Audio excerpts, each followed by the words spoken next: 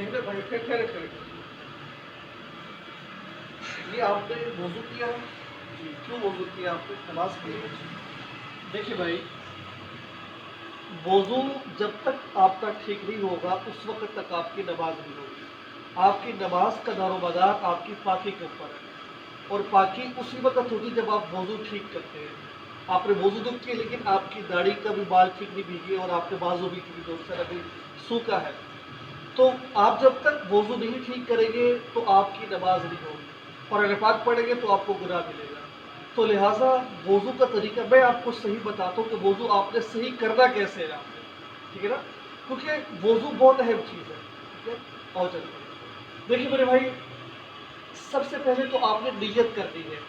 نیت دل کے ارادے کا نام ہے، یعنی کہ آپ نے دل سے نیت کرنی ہے کہ اللہ میں وضو کر رہا ہوں، ٹھیک ہے نا، آپ نے نیت کر لی وہ بس آپ وضو شروع کر دیں۔ وضو کا طریقہ یہ ہے کہ سب سے پہلے آپ نے نیت کرنے کے بعد آپ نے اپنے دونوں ہاتھوں کو دھونا ہے، ٹھیک ہے، دونوں ہاتھوں کو، یہ دونوں ہاتھ ہے اس کو دھو لیں آپ نے۔ دھونے کے بعد صابن ہے تو صابن سے دھو لیجیے، اگر نہیں ہے تو ویسے بھی دھو سکتے ہیں آپ۔ پھر آپ نے ایک دفعہ کلی کرنی ہے۔ کلی کیوں کرتے ہیں؟ تاکہ منہ کے اندر سے جو گندگی ہے وہ دور ہو جائے اور پاکی آ جائے، ٹھیک ہے۔ اس کے لیے اللہ کے نبی نے ہمیں مسواک بتائی۔ مسواک کا طریقہ کیا ہے؟ آپ نے مسواک کو یوں پکڑنا ہے، 3 انگلی اور یوں رکھنا ہے، ٹھیک ہے۔ مسواک کے بارے میں حدیث مبارکہ میں آتا ہے ایک نماز تو وہ ہے جو آپ مسواک کے بغیر پڑھ رہے ہیں، ٹھیک ہے۔ اس کو تو آپ کو اگر جماعت سے پڑھے تو 27 نمازوں کا ثواب ملے گا، گھر پڑھے تو ایک نماز ہے۔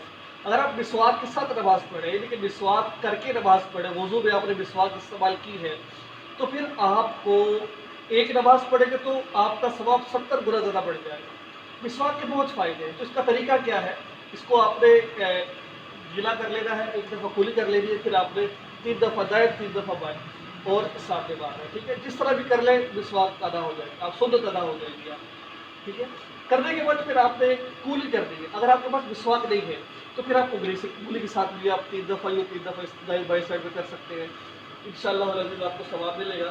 تو آپ نے پھر یہ مسواک کر لی ہے تو پھر آپ نے کولی کر دی ہے۔ اب کولی کیسے کر دی ہے؟ آپ نے پانی لینا ہے، آپ نے چلو بھر لینا ہے، چلو بھر کر آپ نے یہ بات خیال رکھیے گا، جب آپ وضو کر رہے کولی کر رہے ہیں تو کولی کے اندر اگر آپ کا روزہ ہے، اگر آپ کا روزہ ہے تو روزے کے حالت میں ہم پانی کو حلق تک نہیں پہنچا سکتے۔ اگر روزہ نہیں ہے تو پھر آپ پانی کو حلق تک پہنچائیں، پانی کو لے کر آئیں اور منہ میں پانی گھمائیں تاکہ جو گندگی ہے، جو بدبو ہے وہ اچھی طریقے سے ختم ہو جائے، کیونکہ اللہ کے دربار میں حاضر ہو رہے ہیں ہم۔ 3 دفعہ آپ نے کولی ایسی کر لینی ہے، ٹھیک ہے۔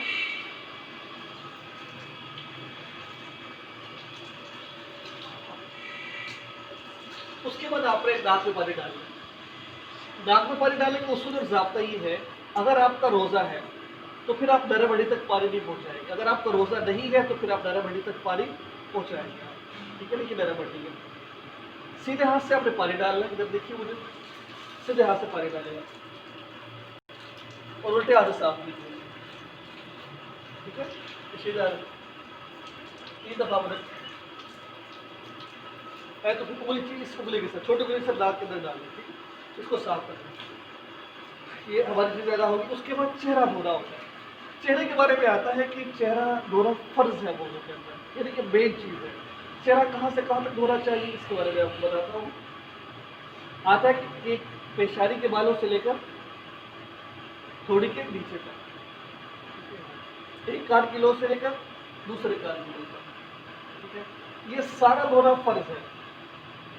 اگر ان پورے چہرے میں سے آپ کے ذرہ برابر بھی بال کی جگہ خشک رہ گئی تو آپ کا وضو نہیں ہوگا، ٹھیک ہے۔ آپ نے چہرہ یوں آرام سے، آپ نے تو جب وضو کر رہے تھے تو آپ ایسے کر رہے تھے، سارے میرے کپڑے گیلے ہو گئے، دیکھیں آپ، تو آپ نے کیا کرنا ہے؟ خیال کرنا ہے کہ آپ کے دل میں کوئی ہے کہ نہیں ہے، پانی آپ نے لے لینا ہے، یہ لینے کے بعد پھر آپ نے اس کو چہرے پہ آرام سے، ٹھیک ہے۔ اگر آپ کی داڑھی ہے، جیسے میری داڑھی ہے، داڑھی 2 قسم کی ہوتی ہے، ایک داڑھی تو ہوتی ہے گھری جیسی میری ہے، میری تھوڑی نظر نہیں آ رہی۔ کچھ لوگوں کی داڑھی ہوتی ہے جو جس میں تھوڑی نظر آتی ہے، کچھ بال ہوتے ہیں۔ اگر آپ کی تھوڑی نظر آ رہی ہے تو پھر بال کو اندر تک پانی پہنچانا، کھال تک پانی پہنچانا ضروری ہے۔ اگر آپ کی بھی تھوڑی نظر نہیں آ رہی جیسا میری داڑھی ہے تو پھر آپ پانی لگائے ایسے اور خلال کریں، ٹھیک ہے، جیسا کہ میں نے کیا ہے یوں کر کے وہ فی الحال بھی کر لیا، ٹھیک ہے۔ اور وضو میں ایک چیز یاد رکھیے گا، پانی کو یہاں یہ اس چیز کا خاص خیال رکھیں، کیونکہ یہاں تک اکثر لوگ خشک ہوتا ہے تو اس کو یہاں بھی پانی پہنچا ہے، کوئی جگہ آپ کی یہاں سے زیادہ خشک نہیں رہنی چاہیے، اکثر لوگوں کے یہاں سے خشک ہو جاتے ہیں، یہاں پر بھی اسی طرح پانی پہنچائیں گے۔ تین دفعہ آپ نے کر لیا ہے یہ، اس کے بعد پھر آپ نے اپنے بازو دھونے، بازو کا اصول اور ضابطہ یہ ہے کہ یہ کوہریوں سمیت بازو دھونے ہوتے ہیں، اس کا طریقے دو طریقے ہیں، ایک تو یوں بھی ہو جاتا ہے، ایک یوں، مقصد ہے پانی پورے بازو سے دھونا، ٹھیک ہے، یوں بھی پہ ہو جا سکتے ہیں، تین دفعہ آپ نے یوں کر لیا، ٹھیک ہے، اور تین دفعہ یوں کر لیا۔ یہ بات میرے ذہن میں رکھیے گا، بازو دھوتے وقت آپ کا اس ایریے سے کوئی بھی حصہ خشک نہیں رہنا چاہیے۔ کچھ لوگ گھڑی پہنتے ہوتے ہیں، گھڑی کے اندر تک پانی پہنچانا ہے، انگوٹھی ہوتی ہے انگوٹھی کے نیچے تک پانی پہنچانا ہوتا ہے، کچھ لوگوں کے ناخن بہت بڑے بڑے ہوتے ہیں جس کی بنا پر ناخن اندر میل جم جاتا ہے، اور میل جمتا ہے تو پھر پانی نہیں جاتا، اور میں نے آپ کو بتایا ہے کہ اگر ذرہ برابر بھی خشک رہ گیا تو وضو نہیں ہوگا۔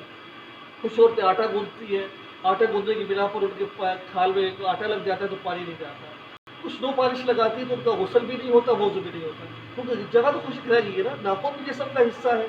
تو اس طریقے سے یہ میرے بھائی آپ نے اچھی طریقے سے، اور دوسری بات یہ ہے کہ آپ نے انگلیوں کو خلال بھی کرنا ہے، ٹھیک ہے، انگلیوں کو خلال کرنا ہے، ٹھیک ہے، یہ بھی فرض ہے، چہرہ بھی فرض ہے اور یہ بھی فرض ہے، کوئی جگہ نہیں۔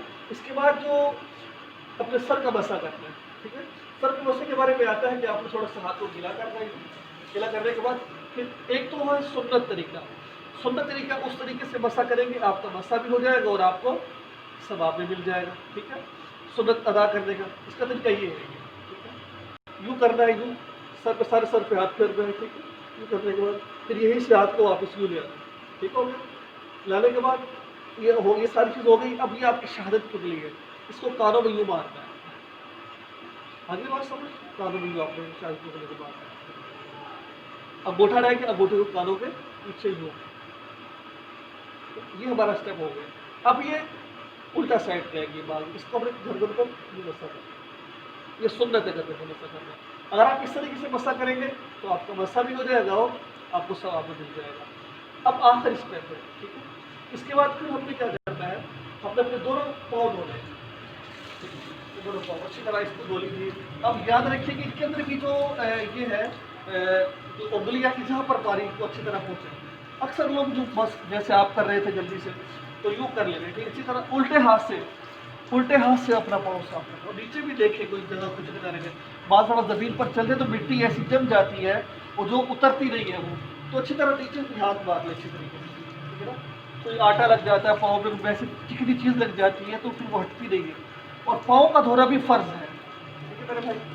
یہ تھا وضو کا طریقہ جو میں نے ابھی آپ کو بتایا ہے۔ وضو کرنے کے بعد بھی آپ نے کیا کرنا ہے، وضو کرنے کے بعد آپ نے اس کا طریقہ یہ ہے کہ جب آپ وضو کر لیں تو پھر کام ختم بھی ہوا، آپ نے وضو کی بعد دعا پڑھ لی ہے، وضو کے بعد کی دعا کیا ہے، اب مختصر دعا پڑھ لیجیے اگر آپ کو لمبی نہیں آتی، اللہم اجعلنی من التوابین واجعلنی من المتطہرین، یہ آپ پڑھ لیجیے، ٹھیک ہے۔ اس کے بعد پھر حدیث مبارکہ میں آتا ہے جو اس دعا کا اہتمام کرے گا، دوسرا کلمہ پڑھے، اشہد ان لا الہ الا اللہ واشہد ان محمد عبدہ ورسولہ، اس کے جنت کے 8 دروازے کھل جاتے ہیں، ٹھیک ہے۔ تو یہ آپ کر لیا، پھر آپ جا کے 2 رکعت نماز صلاۃ الحاجہ ادا کر لیں، اگر مکروہ وقت نہیں ہے تو اس کی حدیث مبارکہ میں آتا ہے کہ جو بندہ یہ کام کر لیتا ہے وضو کے بعد، یعنی کہ 2 رکعت نماز نفل ادا کرتا ہے تو اللہ رب العزت کو تمام سیغرہ گناہوں کو معاف فرما دیتے ہیں۔ یہ تھا وضو کا طریقہ، اسی طریقے سے آپ نے لوگوں کو آگے بھی سکھایا ہے، ٹھیک ہے۔